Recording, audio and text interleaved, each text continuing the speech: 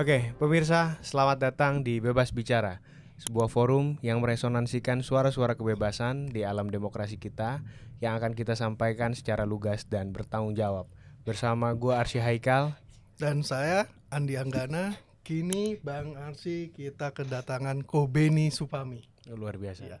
Ko Beni ini co-founder Tumbuh Makna ya, platform literasi untuk diskusi keuangan, dan dia juga salah satu advisor dari Moduit ya. Moduit itu platform digital investasi.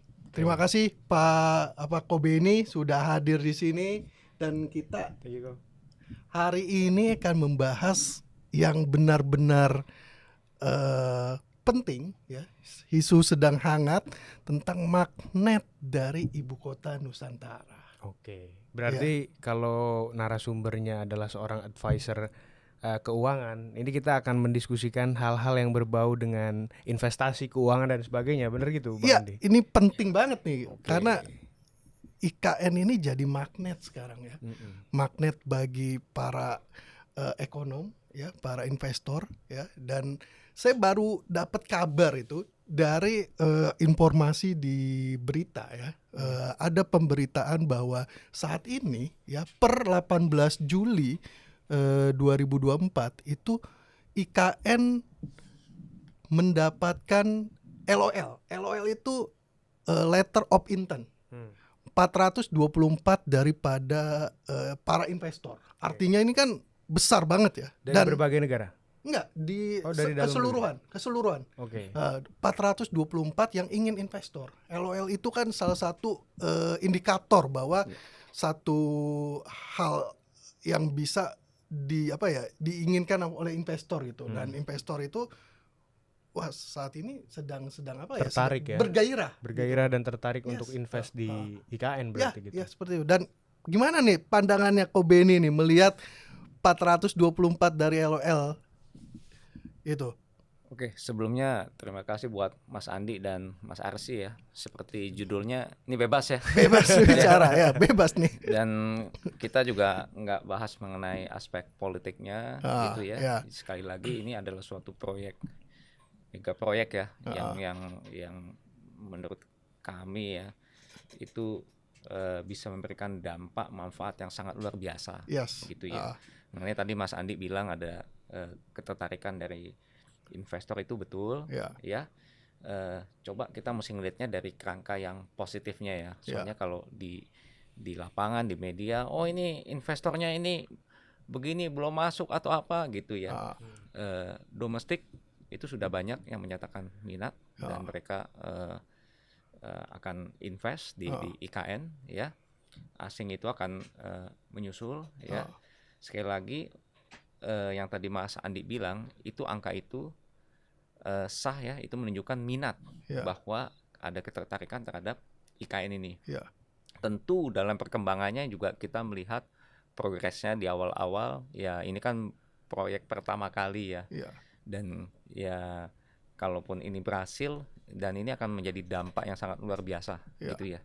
Jadi saya lihat magnetnya ini ada tanggal 17 Pak Jokowi itu sudah mulai melakukan upacara ya di sana ya. Meskipun ada kendala-kendala dan lainnya, itu sedang dibenahi secepatnya oleh otoritas terkait gitu. Jadi itu Mas Andi. Nah itu Ko Beni, kalau misalnya tadi kita berkaca pada angka-angka yang disebutkan di awal, ini kan artinya ada ketertarikan investor untuk menanamkan modalnya di IKN Nusantara. Nah itu sebenarnya apa yang membuat mereka ingin menanamkan atau berinvestasi di IKN itu? Apakah karena memang ada skema-skema yang diberikan dari pemerintah kepada calon investor atau investor, seperti kita tahu misalnya ada HGU yang diberikan 90 tahun kalau saya nggak salah. 190 tahun. 190 tahun bahkan. Hampir 2 abad. Kemudian insentif-insentif lain juga. Nah maksud saya, apakah hal itu yang menjadi satu-satunya faktor pendorong bagi calon investor di IKN ini minat berinvestasi di sana, atau ada hal lain gitu? Tentunya ada hal lain. Sesuai dengan namanya aja investor, kan mereka menginvest. Kita kalau invest itu kita expect kan ada imbal hasil gitu ya. Ke depan itu saya invest 10 nanti akan jadi 12.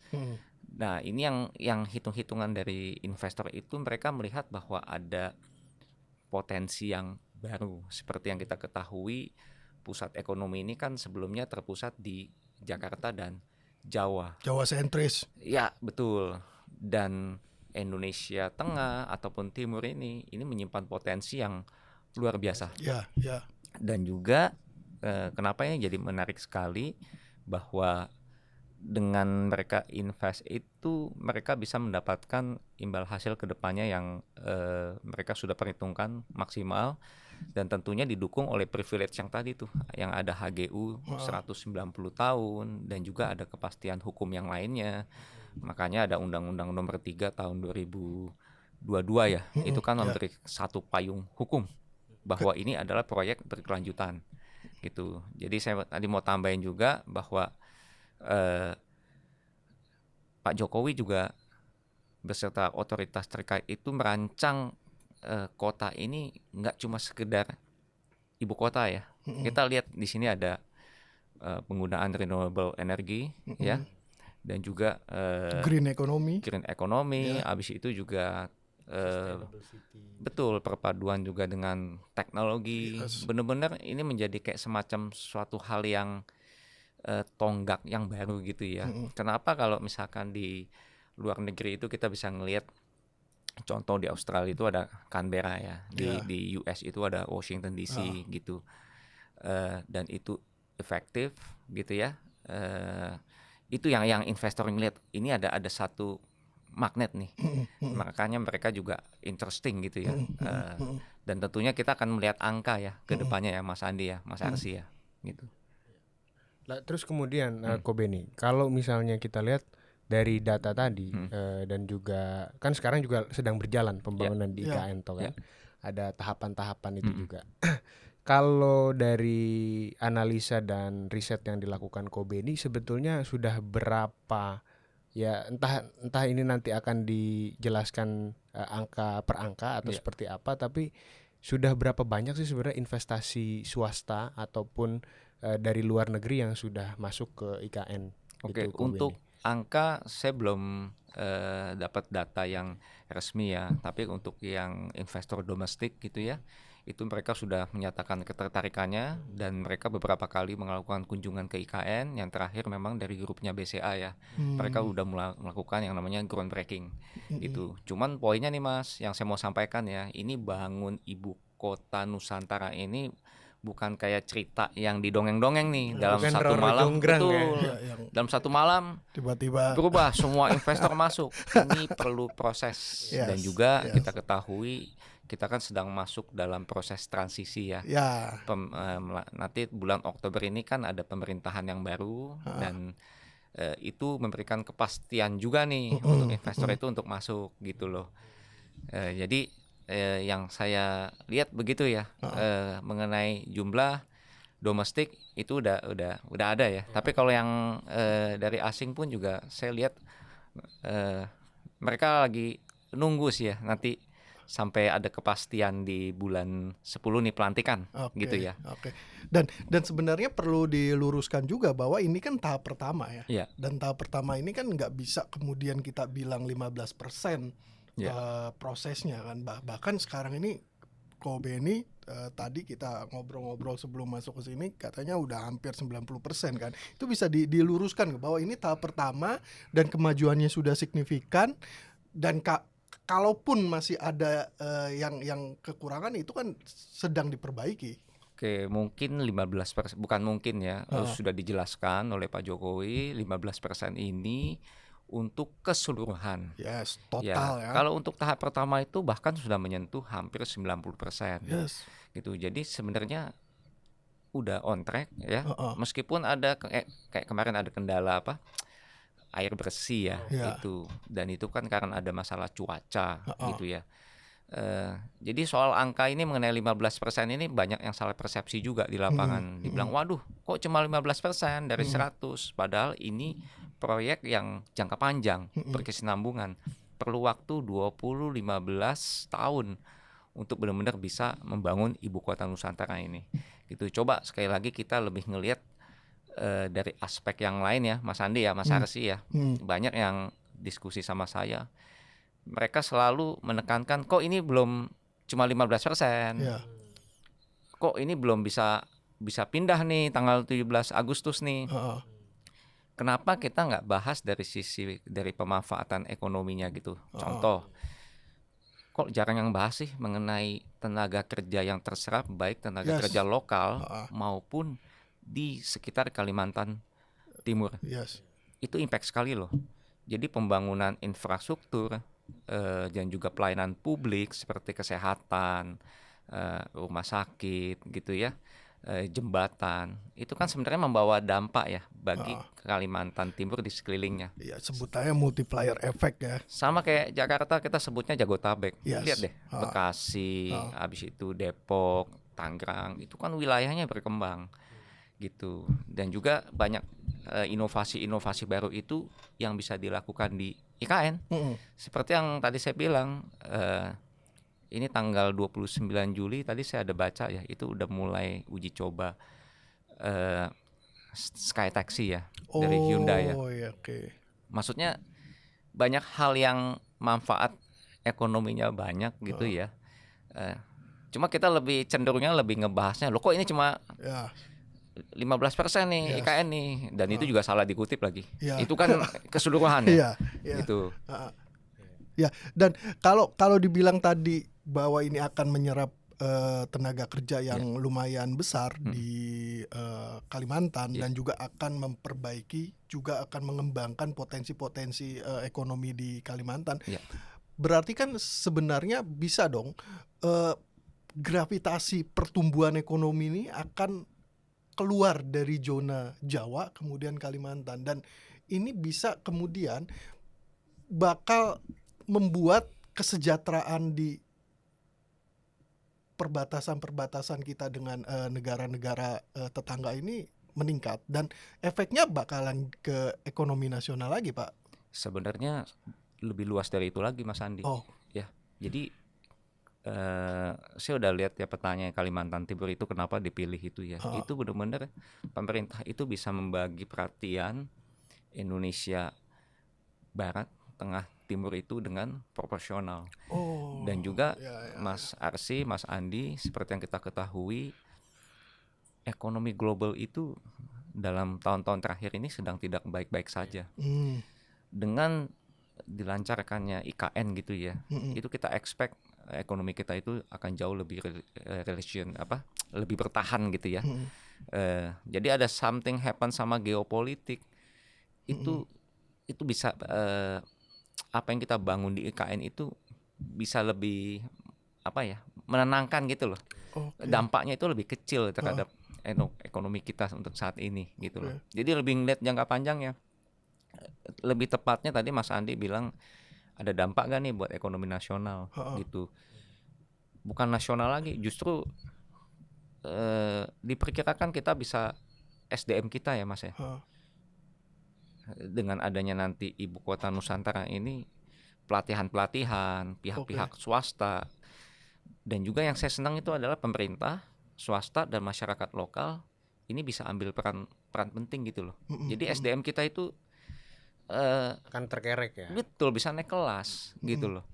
Soalnya kan roadmap-nya kan seperti itu kan. Jadi tidak hanya sekedar pembangunan fisik, konstruksi, tapi lebih ke people development-nya. Bayangin kita bisa bersaing dengan SDM lain gitu loh. Udah pasti kan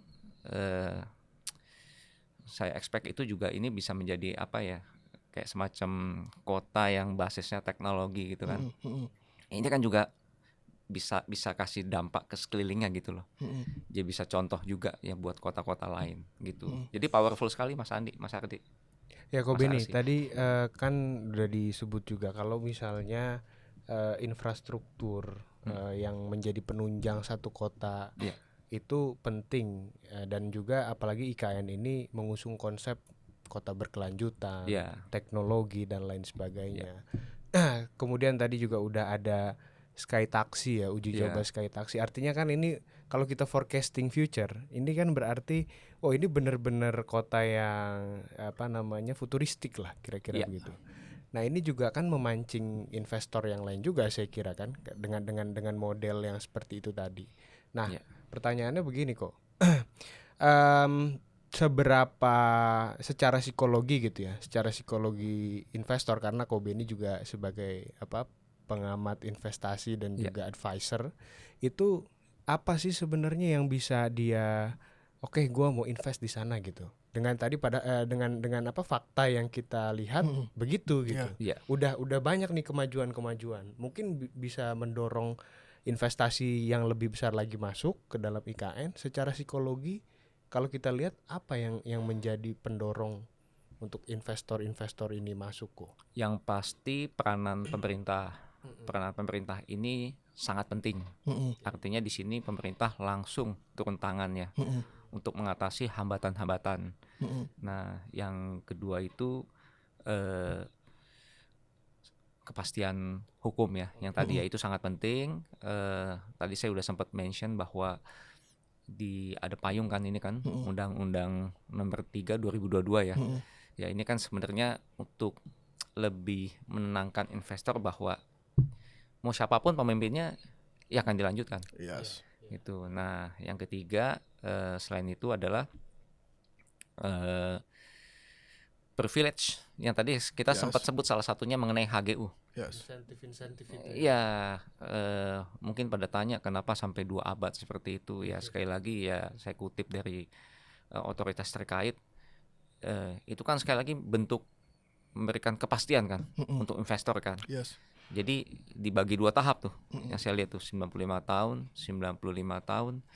Jadi sekali lagi itu menandakan ini bukan proyek 5 tahun, 10 tahun, 20 tahun. Ini benar-benar untuk jangka panjang gitu. Jadi benar-benar 3 hal itu yang membuat magnetnya itu kelihatan gitu. Di luar mengenai pembangunan ya. Pembangunan itu udah pasti bikin jembatan, airport, kesehatan, itu semua mesti ada sarana penunjangnya. Nah, ya balik lagi yang tadi kebijakan-kebijakan itu tuh Mas. Gitu. Dan gimana sih respon investor-investor yang Pak Benny kan nih kenal banyak investor ya. Nih diskusi-diskusi kecilnya mereka bilangnya menarik atau gimana Pak Benny?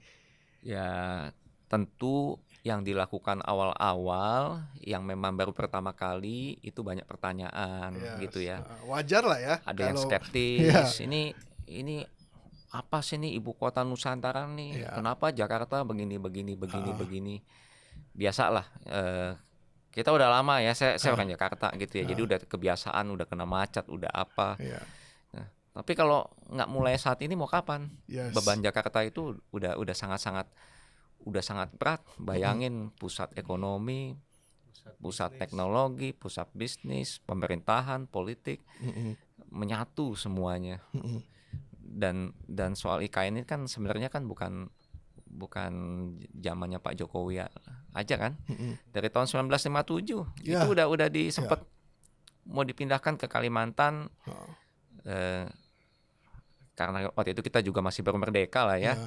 Habis itu zamannya Pak Harto udah sempat waktu itu ke Jonggol gitu ya. Nah, zamannya Pak SBY udah sempat ada pembahasan tuh.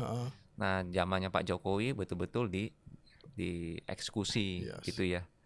Jadi saya lihat ini Mas yang awal-awal segala sesuatu yang dilakukan yang belum pernah kita lakukan pada skeptis lah, ada yang bilang berhasil atau tidak gitu loh. Cuma saya selalu mengundang teman-teman itu coba kita lihat dari aspek yang lain. Sebenarnya manfaatnya akan jauh lebih besar gitu ya. Gitu. Nah, Kobe nih kalau misalnya tadi berkaitan juga dengan respon. Kalau secara personal, Kobe ini sebenarnya sebagai pengamat investasi juga gitu ya, dan pasti tentunya paham mengenai kalkulasi-kalkulasi tadi itu. Setuju apa enggak sih sebenarnya kita ini memindahkan ibu kota itu ke Kalimantan Timur? Oke, saya akan jawab ini tapi tidak melibatkan yang namanya aspek politik ya. Iya. Si A, si B, si C ya. Saya pribadi setuju ya. Sekali lagi IKN ini akan jadi tonggak ya buat kita ya. Untuk masuk ke dalam fase yang baru gitu ya.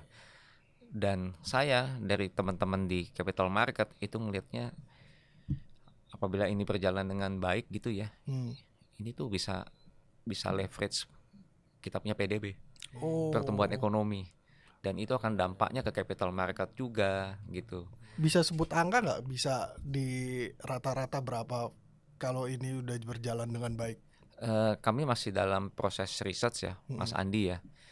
Itu kurang lebih PDB-nya berapa sih penambahannya? Nanti deh after this deh ya. Soalnya belum resmi. Kami teman-teman tuh lagi godok gitu ya. Bisa di angka 7? Kalau 7 kami kemarin ngitung kurang lebih di level 6,5 ya. Oh, 6,5 udah lumayan ya. Ya bisa inilah ya. Dan ini berarti galahnya Bang Andi. Kalau kata Bambang Pacul, ini kita harus menemukan galah untuk melenting. Nah ini IKN ini kalau sukses berarti kan jadi galah untuk Indonesia melenting, nembus PDB-nya jadi 6,5 tadi kan. Banyak kalau saya lagi bahas sebagainya pada nanya, lah nanti anggarannya gimana? Dari APBN lagi. Terus nanti pos lain gimana? Ya tentunya saya lihat ini ranahnya di pemerintahan ya, khususnya di Departemen Keuangan ya, untuk mengalokasikan budget. Dan juga kan yang saya lihat IKN ini kan juga melibatkan yang tadi nih, yang pertama-tama kita omongin tuh, melibatkan investor asing juga, domestik juga. Dan sekali lagi saya selalu mengundang pembicaraan ini ada multiplier efeknya. Soalnya selalu dikaitkan dengan hanya bangunan, jembatan, jalan, tapi yang SDM-nya dan juga perkembangan teknologinya, kebudayaan, pariwisata itu juga akan terkerek kan. Saya ketinggalan kan pariwisata. Ya. Itu hampir bisa dipastikan wilayah-wilayah sekitar di Kalimantan Timur itu akan kebangun itu pariwisatanya itu. Tempat kulinernya, tempat-tempat untuk turis datang gitu loh. Itu akan ada impact gitu loh. Dan juga mungkin pembangunan warehouse ya kan, pabrik-pabrik besar yang tadinya fokusnya di Jawa Barat ya kan, Jawa Timur, ya ke depan itu bakal ada di Kalimantan dan distribusinya minim sehingga harganya terjangkau, makin melebar lagi kan. Ya kan, dan itu kan bagus juga buat ke depannya kan. Ya, betul. Ya. Yang penting ya ada misalkan ada kayak semacam kita awasi, banyak teman-teman bilang yuk kita awasi bahwa pembangunan ini akan berjalan dengan baik. Ya go ahead lah. Kayak kita ngomong temasnya bebas bicara kan. Semua kita bisa kasih masukan, kita bisa lihat perkembangannya. Cuma jangan sampai hal-hal yang tadi mengenai 15% gitu. Habis itu belum bisa ngantor nih tanggal 17 Agustus nih di sana nih. Jadi seolah-olah kayak ketutup gitu loh. Seolah-olah ini nggak bagus. Padahal ya itu yang saya bilang, masih banyak hal-hal yang lain tuh yang multiplier efeknya tuh besar ya di IKN ini. Ini kan artinya harus ada kesamaan persepsi dulu kok kalau begitu kan. Ya, orang-orang yang seperti itu tadi ya kita nggak bisa pungkiri juga memang ada, dan dengan intensi yang masing-masing mereka miliki juga pasti kan kita nggak bisa tahu apa. Ya mudah-mudahan sih dengan adanya banyak diskusi-diskusi mengenai IKN, kemudian juga dampak atau multiplier effect yang dihasilkan itu sangat positif saya kira kan. Itu juga bisa membantu menyamakan persepsi tadi bahwa ini bukan soal 1-2 orang tapi ini menyangkut hajat hidup orang banyak. Seperti itu. Yang paling penting sih sebenarnya komunikasi aja ke publik gitu ya, perkembangan tentang IKN ini gitu, kendalanya, progresnya begitu. Saya yakin dengan informasi publik juga dapat informasi itu yang akurat gitu loh. Mesti diimbangi soalnya kalau misalkan nggak ada kayak yang paling powerful tadi kan sebenarnya kita ngomong yang 15% itu ya. Itu kalau saya lagi ketemu teman-teman tuh cuma 15% nih. Udah ketinggalan nih. Ya seolah-olah ya itu IKN ini diidentikan dengan proyek satu malam. Kayak bangun dongeng gitu loh. Setahun udah mesti jadi. Ini proyek berkelanjutan. 5-10 tahun, 15 tahun, 20 tahun gitu. Dan menurut saya juga sebenarnya pertumbuhannya signifikan. Kita kan 2022 masih kena pandemi ya. Nah, ini kan baru efektif berjalan 2023. Sekarang 2024 baru setahun, tapi sudah luar biasa ya kan dari sisi infrastruktur dan juga minat investasi. Nah, ada pertanyaan penting juga ini Kobe ini terkait respon market ya. Respon market nasional sama internasional. Kalau nasional, menurut Kobe ini dengan adanya eskalasi infrastruktur dari IKN, ini market di domestik itu saham, ya reksadana dan lain obligasi. Nah itu terangkat nggak? Jadi kan pasti pemerintah punya banyak poin-poin ya untuk menjual obligasi dan obligasi yang menguntungkan. Nah ini direspon oleh market secara positif nggak? Terus juga market asing meresponnya gimana nih dari cara pemerintah? Pasti kan punya banyak pilihan-pilihan investasi kan?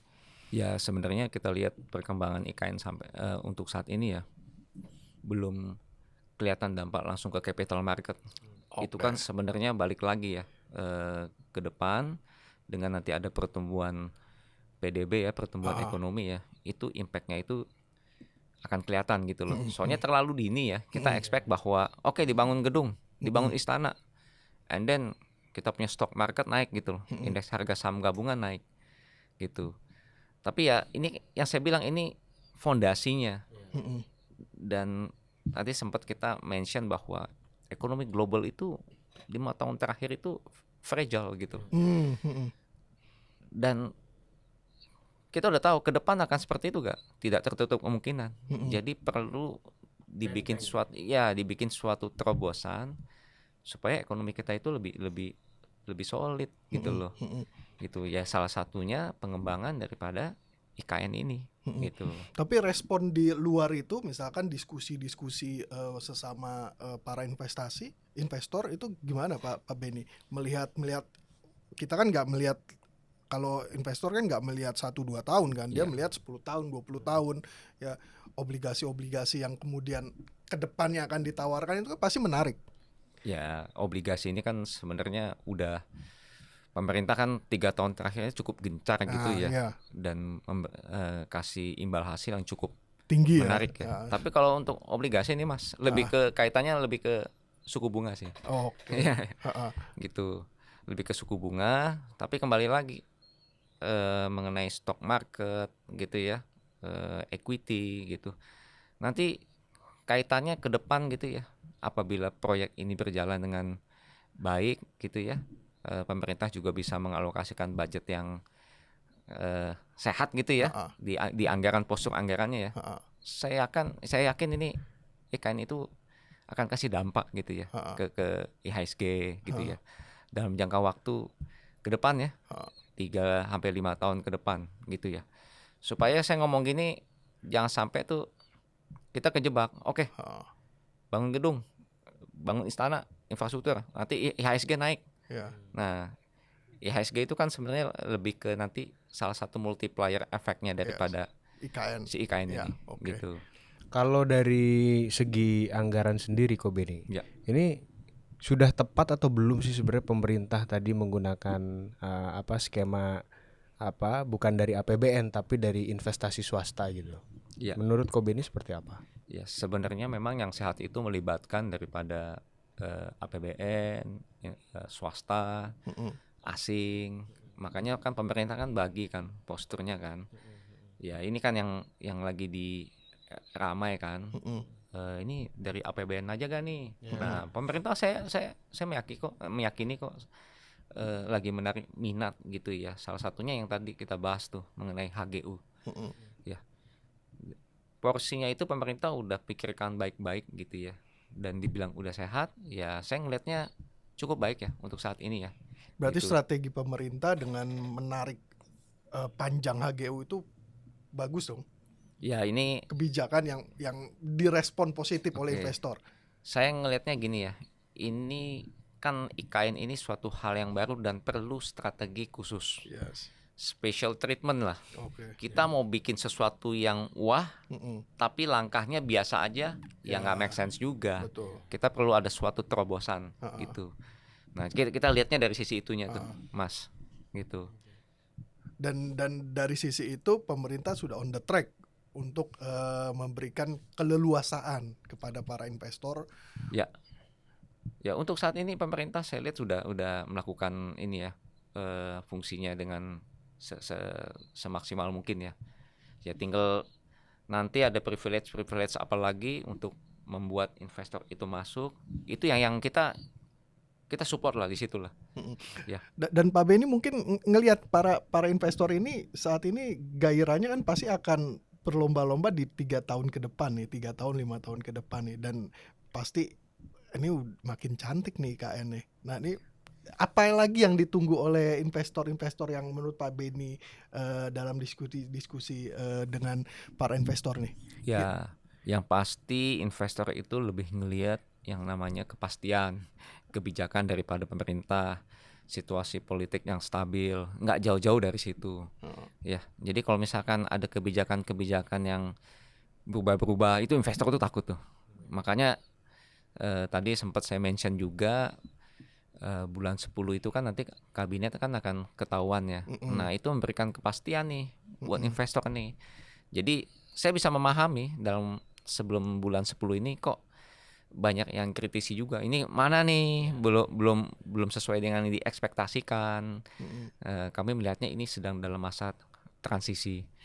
Ya, yang paling disorot itu kan sebenarnya ya dari Departemen Keuangan ya, Menteri Keuangannya. Postur anggarannya seperti apa, dan juga ada beberapa kebijakan pemerintahan baru yang lainnya nanti defisitnya kejaga atau enggak nih. Nah, ini kaitannya juga gitu. Memakan postur anggaran juga kan gitu kan, dengan harus berbagi postur lah kira-kira. Tapi gini lah, yang kita bahas ini udah dipikirkan oleh bapak-bapak kita di sana. Pasti gitu. Mereka juga udah berapa langkah lah dari pemikiran kita ini. Gitu. Dan saya yakin juga sebenarnya karena gini kok Benny, udah ada undang-undangnya juga. Ya artinya proyek Ibu Kota Nusantara ini kalau nggak dilanjutkan ya berarti kan melanggar undang-undang, kan gitu betul. kan. Dan juga ya artinya investor ini harapannya kemudian bisa percaya diri bahwa ini nanti akan terus berlanjut pembangunan ini seperti itu. Dan pertanyaan saya gini kok Benny, terakhir kali ya, harapan kok Benny terhadap pembangunan IKN itu dari sisi investor seperti apa? Harapannya pembangunan ini tahapannya ya, dan juga budgetingnya itu berjalan dengan baik gitu ya, artinya terbuka di publik, jadi publik juga confidence, mereka meyakini gitu ya, dan juga dari sisi investor itu kita juga bersama-sama itu mesti kayak bangun yang namanya aura yang positif gitu loh. Jadi coba yang tadi saya bilang, multiplier efeknya, manfaatnya. Jadi jangan melihat IKN ini hanya sebagai gedung konstruksi jembatan barang mati. Kita mesti ngelihat dari pariwisatanya, dari SDM-nya, dari teknologinya. Itu gitu loh, jangan terkunci gitu loh. Infrastruktur tok gitu, kayak dulu deh kita bangun pemerintah bangun jalan tol. Mungkin pada bilang jalan tol apa sih, cuma menghubungkan gitu doang.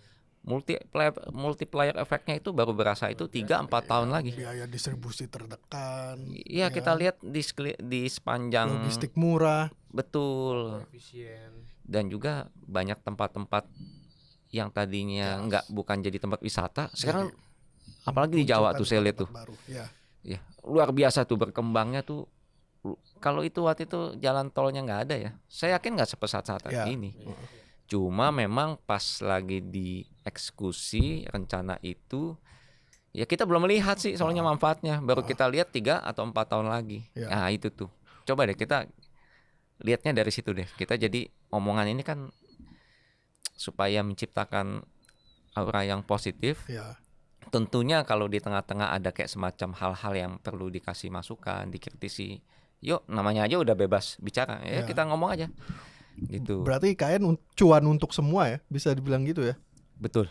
Ya. Jadi nggak cuman cuannya buat pihak di Kalimantan, tapi bisa dari Sumatera, Jawa, Papua itu cuan semua. Benar. Jadi perhatian pemerintah itu terbagi. Bukan terbagi. Apa namanya tuh? Proporsional gitu loh.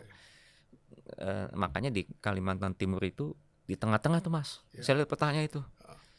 Dan makanya namanya Nusantara karena visinya untuk Nusantara kayaknya gitu.